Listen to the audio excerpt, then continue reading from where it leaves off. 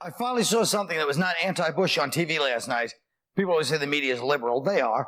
But last night was a very conservative. It was Everybody Loves Raymond, a show called Everybody Loves Raymond. I don't know if you know it, but it was a thinly veiled plot where Marie, who's the mother, she's like a metaphor for dictators.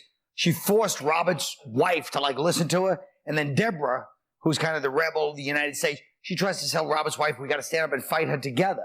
And she almost had her.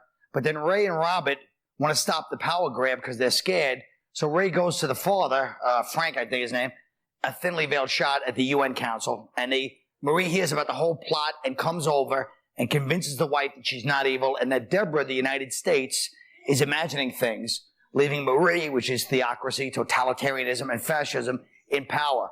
And I think the wife, Patricia Heaton, I think she's known to be like one of the few conservatives in Hollywood, unless I'm mixing her up with Patricia Richardson from Tim Allen Show. I don't think so. I think it's her. So I think she probably wrote that episode. And I'll tell you, when I saw it, I finally felt proud to be an American. But then when the show ended, Charlie Sheen and John Cryer came on, and that show Two and a Half Men, which is apparently hugely popular. And then I felt ashamed to be an American because of that show coming on.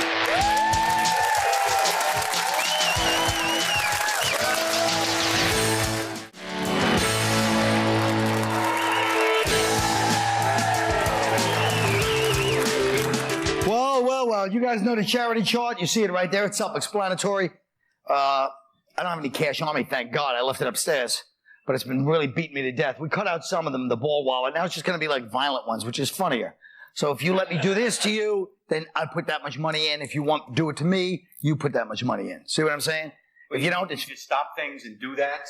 Yeah, you know. And we haven't really figured out a timing on it yet. If we put the money and we really got to give it up, I mean, we don't get it back at the end of the show. No. It's just for real. I've already gone through a lot of money in this damn thing. And we're going to bring the jar down.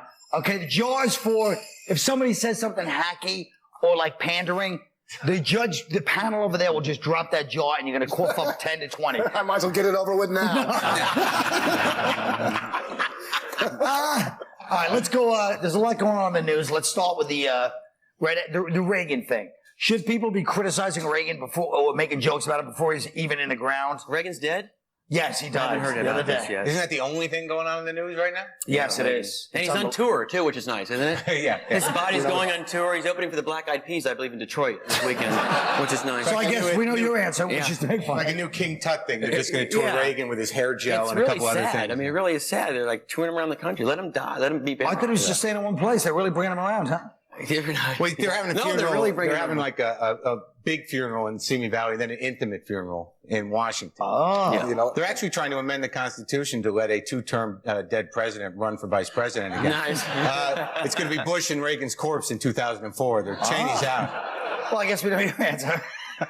you know what? As comics, I think there's nothing sacred. We're allowed to make fun of the dead.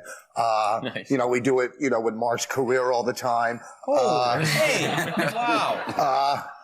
But I think it's certain people, politicians and certain people are not allowed to make fun of him as of yet until he's buried. Right. Yeah, that's my opinion. What about OJ? OJ's everywhere this week. What is it? He's on television? Yeah. No. Should the networks be giving him interviews? You know, Only if the only thing he talks about is killing his wife with a knife. Exactly. you know, But he does kind of. He should be on closed circuit TV in jail. That's the only TV. But I mean, I just hope during the pretty interview they don't yell "cut." Nice. I had no problem with it, but the sip. I know. You know, as I was doing it, I'm thinking, oh my God, I'm going to be on a boat performing next week because it was hacky. But here's the thing. He should be doing these. He needs the money. It's the networks that shouldn't be giving him these interviews. What are we going to do? We're going to celebrate. This is the 10-year anniversary of his ex-wife's death. Right. We're going to celebrate like Jeffrey Dahmer, you know, in 10 years, eat little Filipino boys. You know what I'm saying? But he got killed in jail, or else they might. But don't you think, what are they supposed to do? Somebody was going to go for it. If not, it would be on pay-per-view. Why is he on TV so much? I mean, what's going on? It's the 10th anniversary, so he's giving interviews to make some money, and, you know, he's talking about the whole thing. Wow, and Reagan's funeral's upstaging that? Right, yeah. Imagine the priorities of the media. It's anything to get away from the war, really. It's, that's what, well, basically what he was saying today, I was watching him on some show, and he's like, Yeah, I mean, that's why a lot of people hate us, because of our justice system. Like, he's taking the liberal stance, I'm sure you'll be glad to know.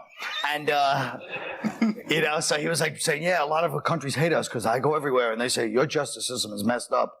You know. So I kill him with a knife. So, Yeah, he was on James Lipton. James Lipton had him under the knife. James Lipton had him? James Lipton had him on the Inside the Actor Studio. No, the last part of the show, they said, what's your favorite curse word?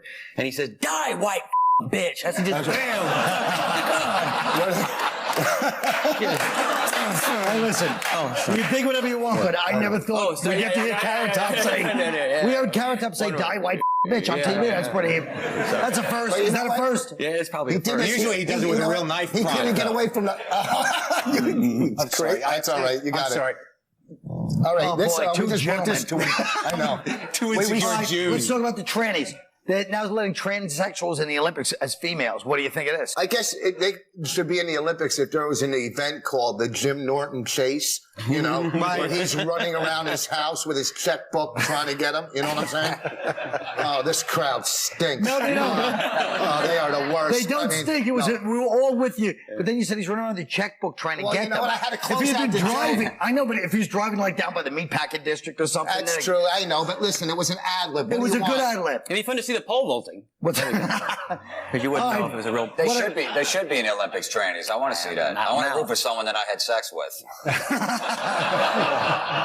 right, what about this? But you didn't know it till after. No, I know. Oh, okay. Yeah, I know. The Justice Department just advised that they thought torturing Al-Qaeda terrorists might be justified. Did you read that? So should torture be allowed in certain cases? Like, it depends what you call torture, I guess. But Yeah. Like at the Houston Funny Bone? Yeah.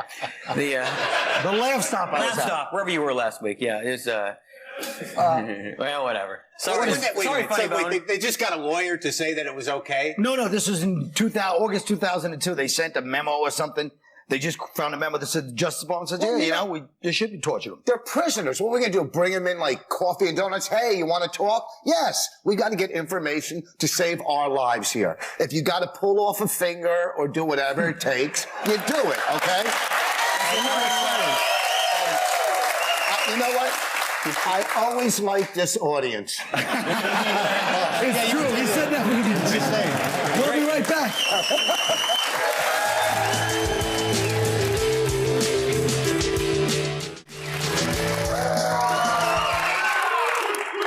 More important than any news, what do you have that was so... What are you talking to him, confiding in him about? What's that? Why would Voss be whispering to Carrot Top the entire break? What were you talking about? We were talking about just people, opening the gig. audience, and How good they are. How good they No. are. What were you talking? I was saying that we had. Don't let him off the hook. Let's do the show, okay? I got places to go. The Big Act, Last Okay. Comic He's Standing right. 2 comes on tonight. The Tanning Salon closed at 8. All right. We're going to take a look at 3 of the top grossing movies in the country right now. First up is Harry Potter and the Prisoner of Azkaban. Whatever the hell it's called. Who is that? That man? He's a murderer. Sirius Black has escaped from Azkaban prison. Sirius Black is the reason the Potters are dead. I want you to swear to me you won't go looking for Black. Why would I go looking for someone who wants to kill me? Harry Potter.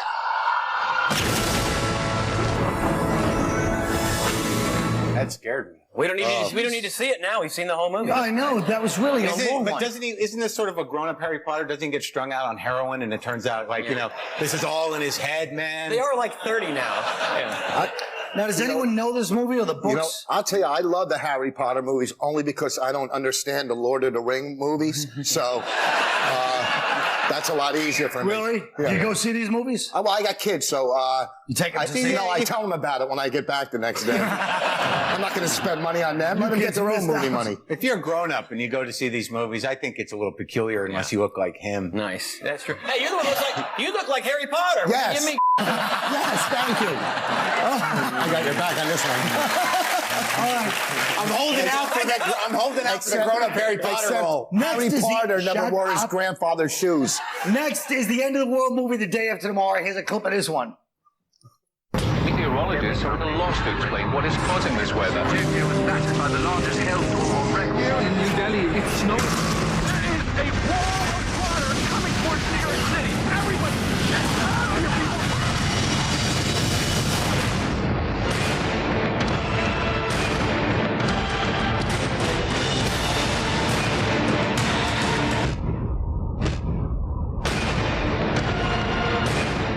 ridiculous. Yeah, I saw that. And what do you think? I thought it's horrible. You know, it's basically just a father-son story about a guy who doesn't spend enough time with his kid, set against the death of half the planet. All right. And the horrible thing is this director is actually guilty of something I call Quaidism. All right. In his first film, Independence Day, the ugly Quaid brother saves the world by killing himself. All right. And this one, the good-looking Quaid brother can't even pull it off. Can't save the world. It's sad. Yeah. So the world goes under. Here's my opinion, but trash him. Shut your mouth for a second. I want to do a pose off. You two take off your shirts and show how ripped you are. I'm not taking it. Come on, Carrot Top. Pose off.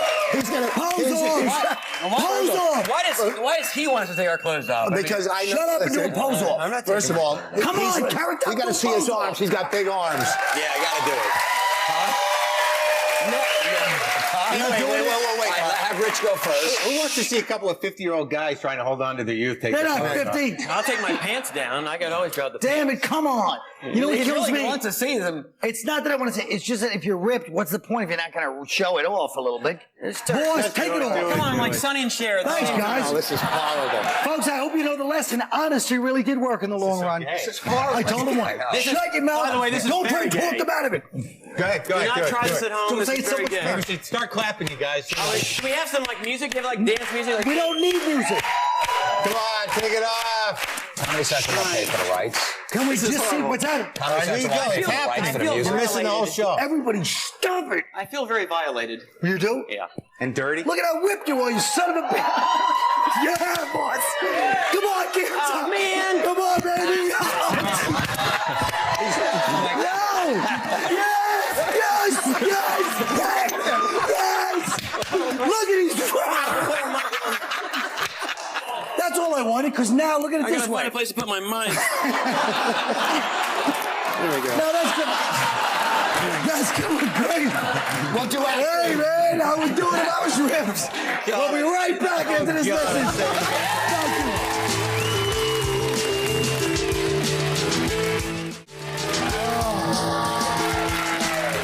Last week, a kid named David Tidmarsh won the National Spelling Bee by spelling the word autochthonous.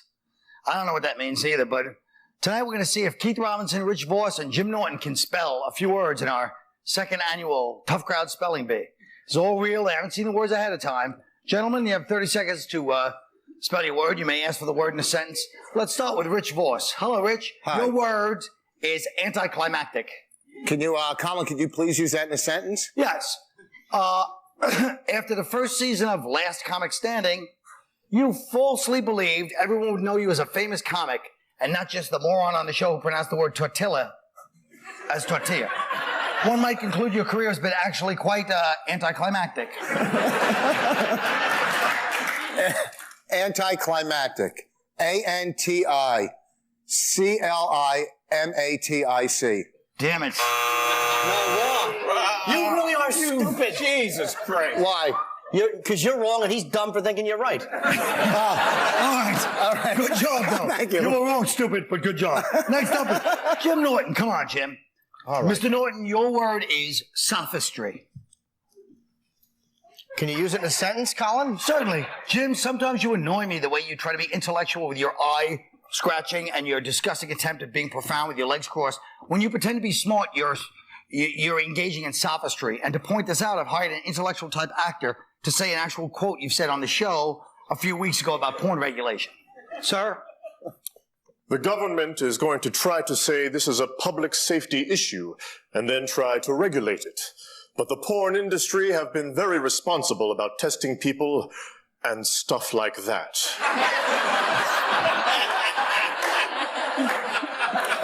Porn does not encourage the spread of AIDS, it actually stops it. Because do you have any idea how many times I've wanted to go out and get laid, and instead I just throw in a movie and paint my ceiling? Sophistry, sir! How do you spell it? Surprised you didn't have him say it with his shirt off, you pole smoker. Sophistry. SOPHISTRY. Damn it. Was that right? Yeah, it was right, stupid. I hope you got the camera shot of Voss like a little kid. He goes, was that right? Finally, Finally, I called Keith Robinson, young man, your word is niggardly. Whoa! I'm not going to spell that damn word. Why? It just means cheap and, something like that. Colin, can you, matter of fact, Honky, can you use that in a sentence, please?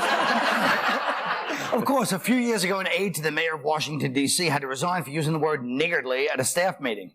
People were offended, although it's an adjective that means petty or cheap. You know what I mean? So, as in, Keith Robinson is supposed to be $20. He's being rather niggardly about it. So, would you spell it? Colin, what's the language of origin for that word, please? The language of origin? Yeah.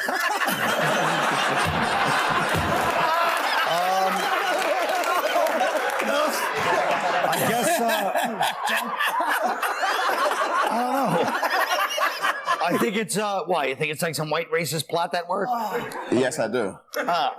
So you're refusing to spell it on the grounds of principle? I'll spell a damn word, man. Only if you're positive of it, because or else it's going to look awful. You ready? Yeah. N. Well, folks, I think that's our answer right there. He knows he can't spell it on the show. I'll spell it. Let me spell it right now. Make it easy. N. Shut up, stupid. All right, go ahead.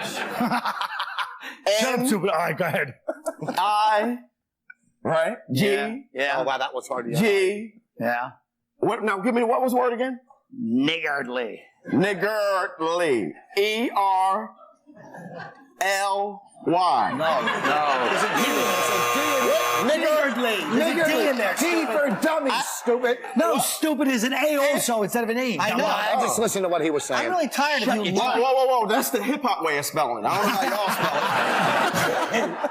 We'll be right back.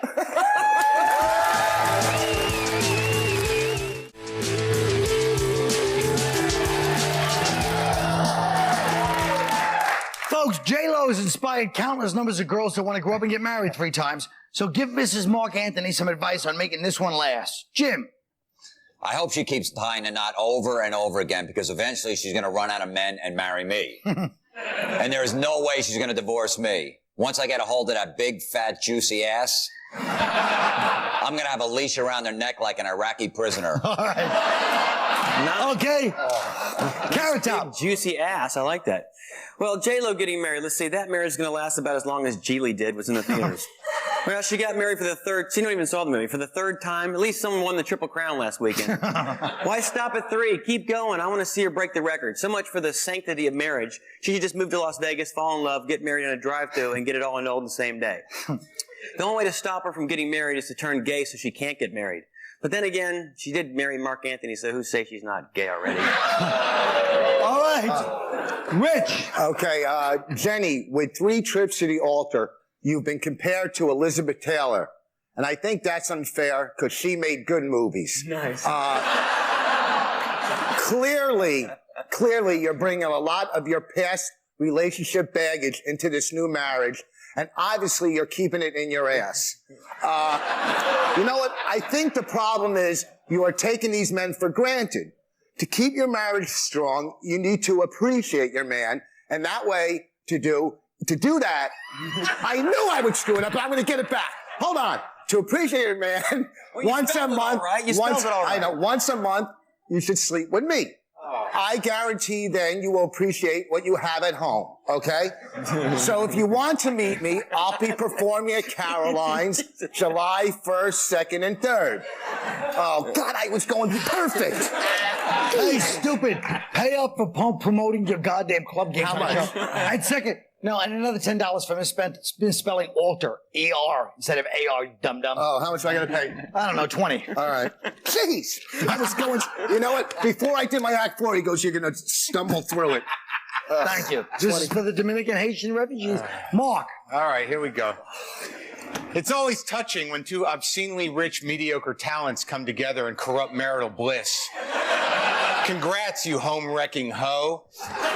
Advice, well, Ben banging is obviously out. Nooners at P. Diddy's are behind you. Kids, maybe it's time to create some sappy, overproduced Latin pop spawn before your ovaries turn into mongoloid pods. And off topic, no more singing. Please, please. That's the show. Good night.